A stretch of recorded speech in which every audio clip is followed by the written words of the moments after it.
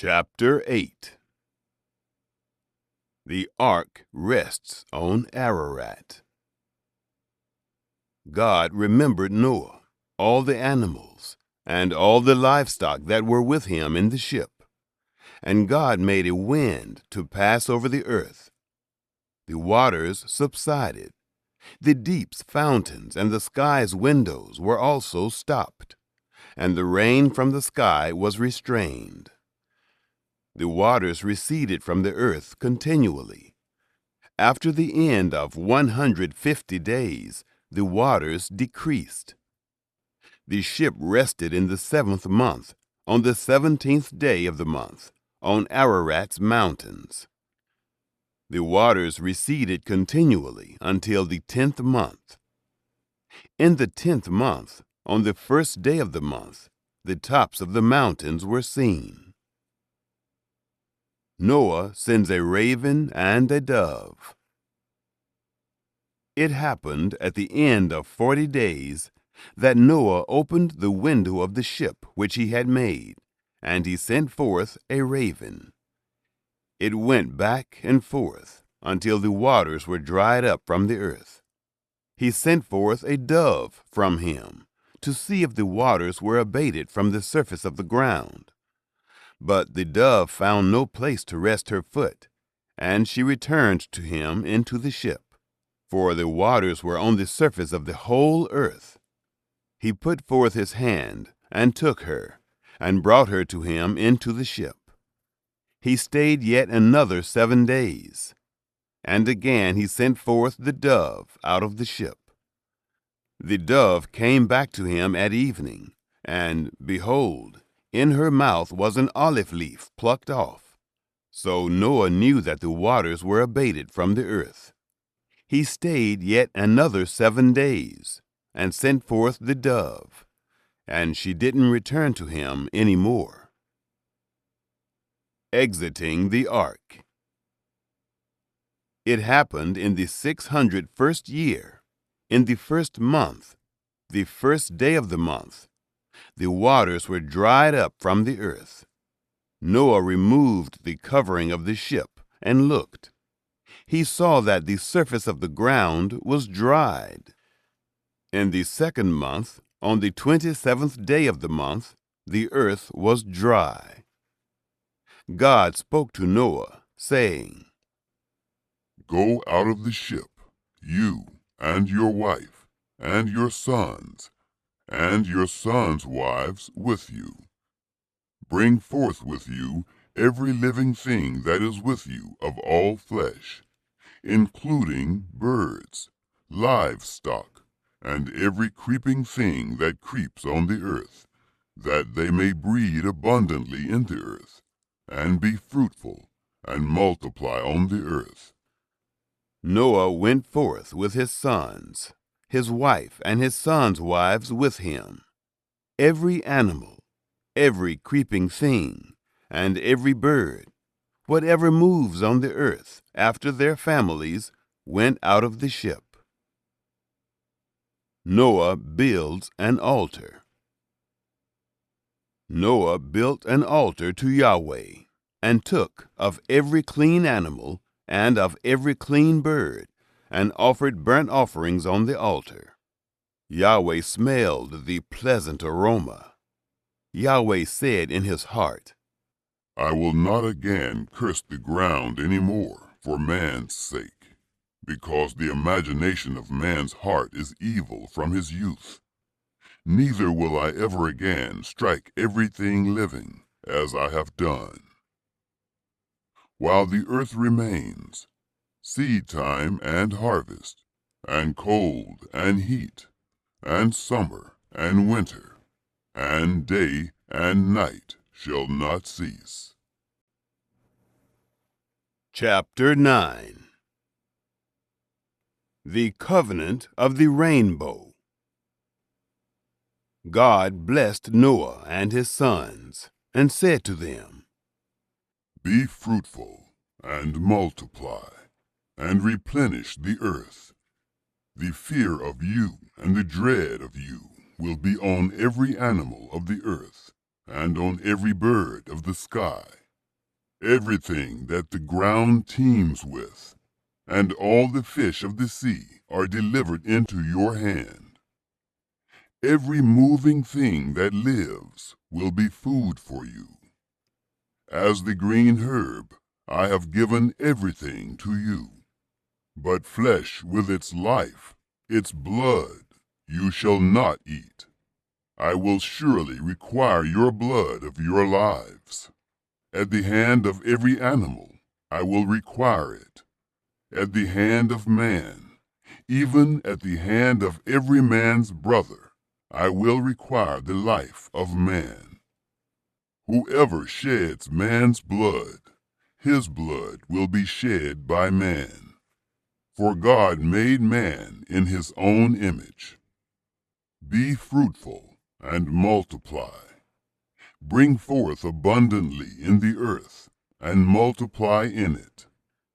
God spoke to Noah and to his sons with him, saying, As for me, behold, I establish my covenant with you, and with your offspring after you, and with every living creature that is with you, the birds, the livestock, and every animal of the earth with you.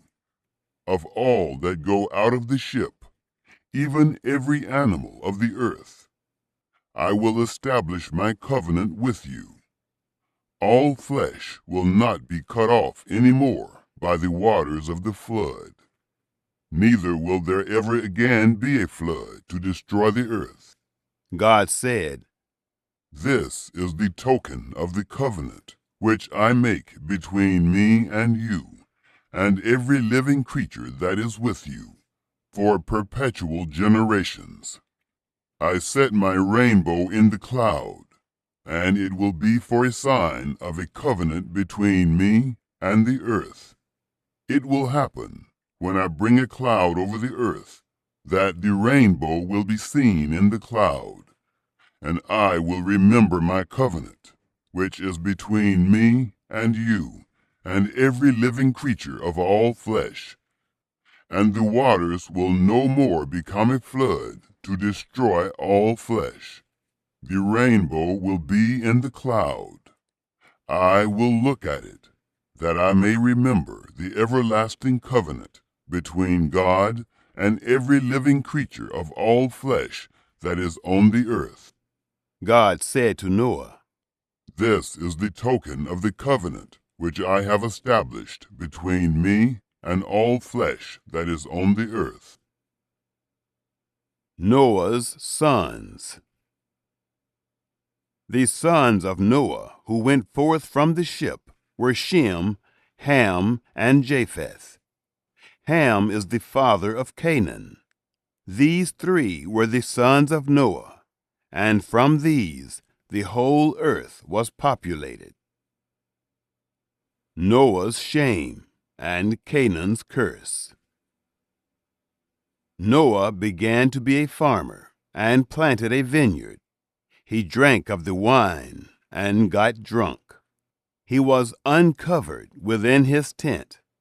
Ham, the father of Canaan, saw the nakedness of his father and told his two brothers outside. Shem and Japheth took a garment and laid it on both their shoulders, went in backwards, and covered the nakedness of their father.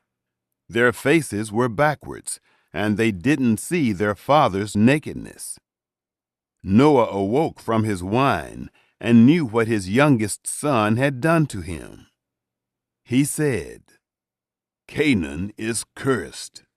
He will be servant of servants to his brothers. Shem's blessing and Noah's death. He said, Blessed be Yahweh, the God of Shem. Let Canaan be his servant. May God enlarge Japheth. Let him dwell in the tents of Shem. Let Canaan be his servant. Noah lived 350 years after the flood. All the days of Noah were 950 years. Then he died. Chapter 10. The Japhethites. This is the history of the generations of the sons of Noah, and of Shem, Ham, and Japheth. Sons were born to them after the flood. The sons of Japheth: Gomer, Magog, Madai, Javan, Tubal, Meshech, and Tyrus. The sons of Gomer: Ashkenaz, Riphath, and Togarmah. The sons of Javan: Elisha, Tarshish, Kittim, and Dodanim. Of these were the islands of the nations divided in their lands, everyone after his language, after their families, in their nations. The Hamites. The sons of Ham: Cush, Mizraim, Put, and Canaan. The sons of Cush: Seba, Havilah, Sabta, Reamah, and Sabteca. The sons of Reamah: Sheba and Dedan. Cush became the father of Nimrod. He began to be a mighty one in the earth. He was a mighty hunter before Yahweh. Therefore it is said, like Nimrod, a mighty hunter before Yahweh. The beginning of his kingdom was Babel, Erech, Akkad, and Calneh, in the land of Shinar. Out of that land he went forth into Assyria, and built Nineveh, Rehoboth, Calah, and Resen, between Nineveh and Calah. The same is the great city.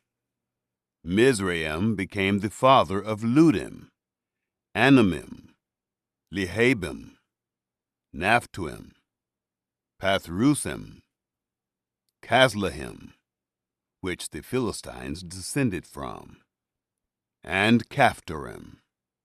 Canaan became the father of Sidon, his firstborn.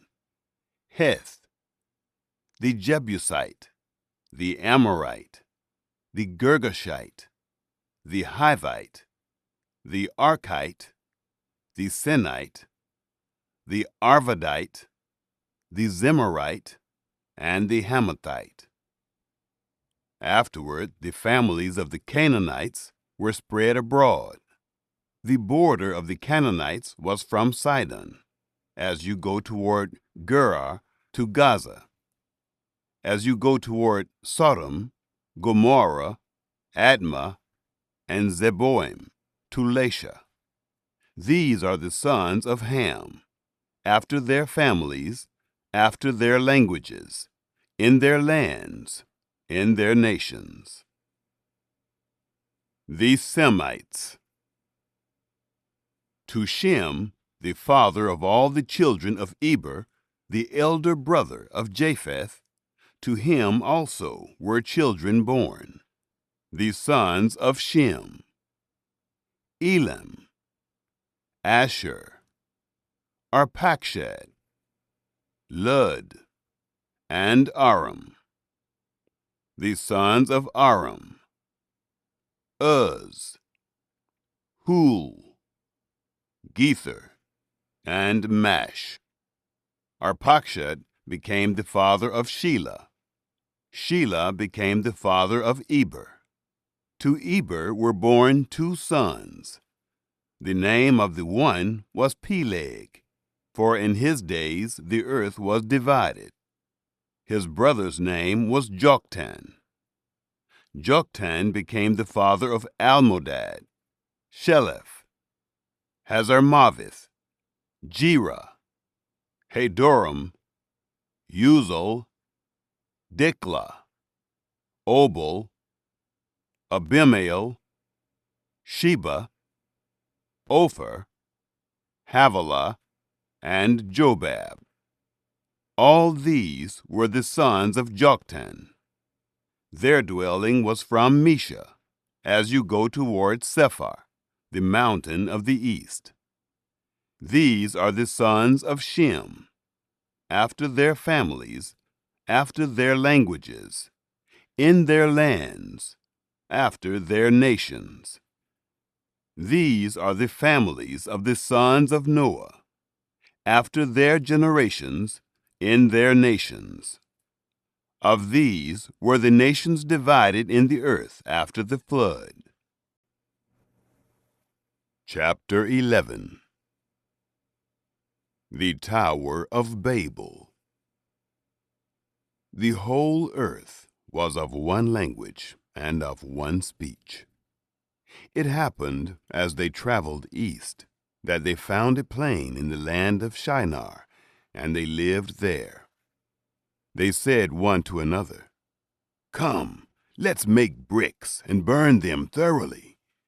They had brick for stone, and they used tar for mortar. They said, "Come, let's build ourselves a city and a tower whose top reaches to the sky, and let's make ourselves a name, lest we be scattered abroad on the surface of the whole earth."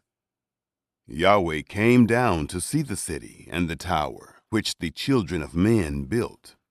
Yahweh said, Behold, they are one people, and they have all one language, and this is what they begin to do. Now nothing will be withheld from them, which they intend to do. Come, let's go down, and there confuse their language, that they may not understand one another's speech. So Yahweh scattered them abroad from there, on the surface of all the earth. They stopped building the city. Therefore its name was called Babel, because there Yahweh confused the language of all the earth. From there Yahweh scattered them abroad on the surface of all the earth.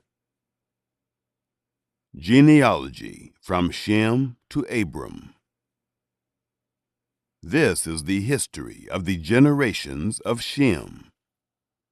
Shem was 100 years old and became the father of Arpachshad 2 years after the flood. Shem lived 500 years after he became the father of Arpachshad and became the father of sons and daughters.